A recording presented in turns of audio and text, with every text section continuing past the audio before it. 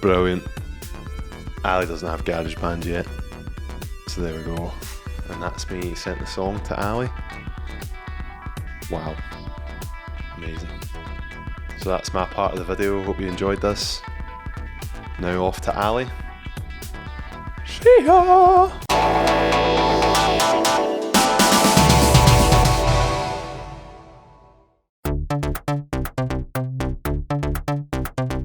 Hello and welcome to Dermist. You're watching Dermist Mondays. I'm Ali, and this week I'm going to be picking up from where Craig left off, recording a wee track on GarageBand on the iPhone. So he sent me the file.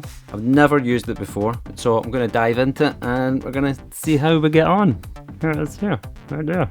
So as soon as you open up the menu, I can see my song, nice title. I can see that there's already a few tracks in there. Craig's put down a drum track and some keys, some acoustic. I also see that he's put in some bongos as well, which is might take them out later, but we'll see how we get on. So I've never used the interface before. We've got a timeline here. Just press these wee buttons up the top.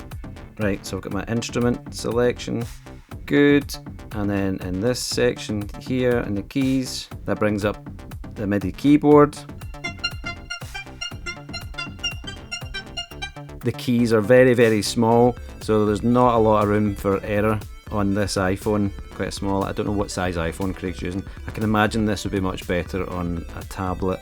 So let's have a wee listen to the track. Let's see what Craig's put down.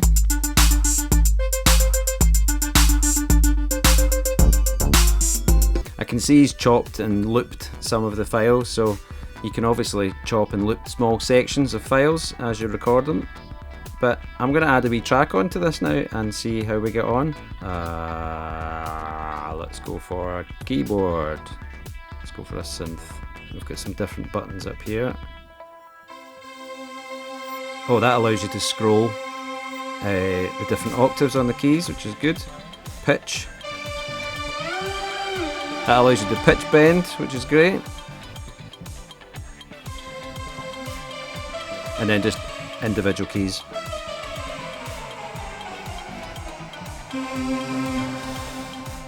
Quite like the pitch. Let's see what sound. How do we pick a different sound? You click on the name of the sample and it takes you into your library. Monster bass. Let's go for that.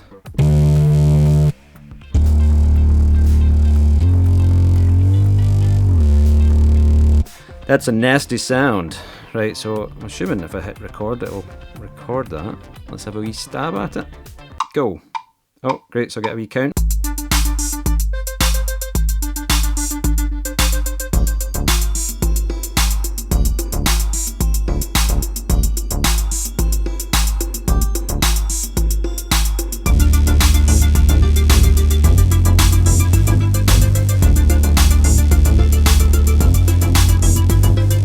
If we tap on the faders, it doesn't call up all of the faders, it just calls up the track that you're selecting, and you can turn down the volume of it. So you can change the pan and compression of it, basic bass and treble. But I can't really make out a lot of the bottom end frequencies because the audio is literally coming out of the iPhone, so I can't tell if it's a good sounding frequency or not. So let's go ahead and add something else. Maybe try some strings. Smart strings. I don't know what they are. Let's have a wee look at them. Oh, I like that.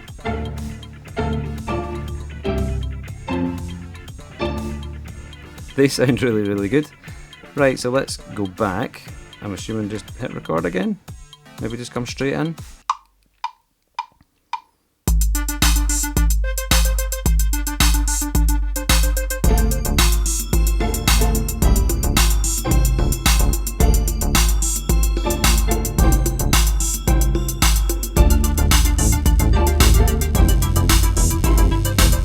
I really like that. And in that section, so we can go back into the sequence view and we can see there we've got those cinematic strings in. I can zoom in and out. I'm sure if I press this, so in this section I can hit edit and it'll open up all the MIDI notes in there, which is really handy, and I can adjust them Should I Need To. Done. Let's come out of there. Have we listen to that?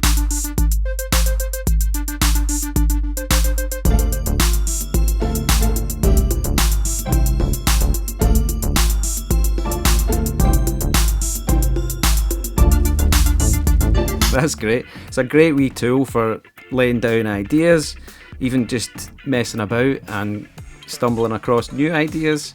Let's put one more thing down. Let's go for another keys part. It's a shame I don't have the lightning adapter to plug a guitar or microphone in, because you can obviously record audio straight into this. Singing, guitar, bass, but let's go for another synth part. Let's see what we can choose. Go back to the menu. Luscious ARP layers. Let's go with that. I think if I press on the top right the controls button, we can change the sound.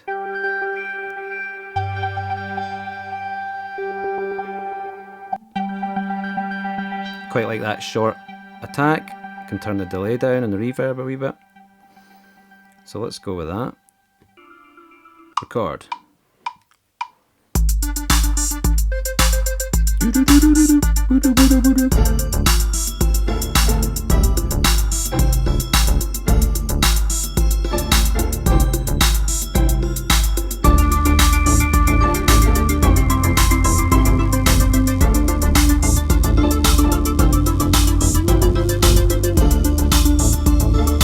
Yeah, for putting parts down, it's really good for being experimental. It's a bit fidgety, but I would imagine spending quite a lot of time with this, just layering up parts and samples.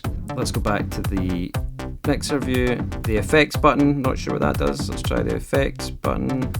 Doesn't seem to be doing anything. Orbit wobble. Ah, right, okay. Real-time DJing. So this is really cool.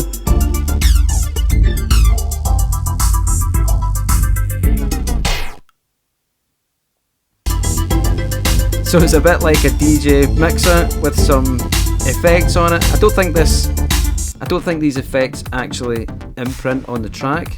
It looks like it's just for a bit of fun. I'm not sure. I don't know if you can actually record. Let's see. Maybe you can. Let's go back. Let's record.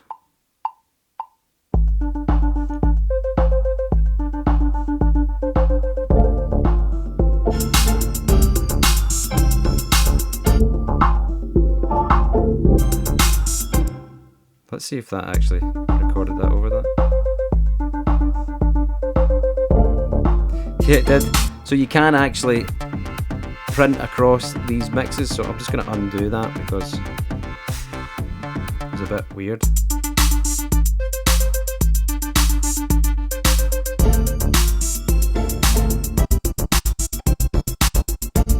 Saw wave attack.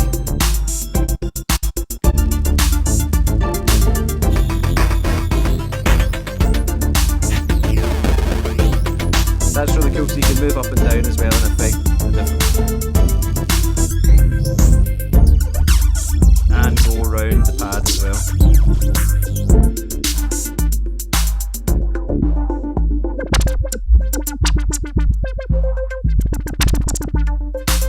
So you can actually record those effects over the top, which is really, really smart.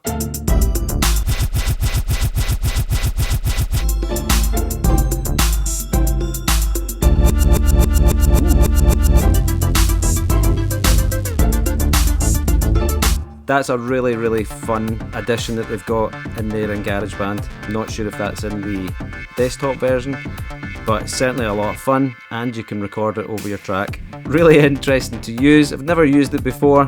I can see myself getting a wee bit more into this for just creating new ideas and some sounds, and it's good fun as well. Yeah, that's my wee track. I hope you guys have been enjoying watching. Remember to like, share and subscribe. Ring that bell for notifications and updates. And you've been watching Deux Mondays, and I'll see you next week. Bye! And cut.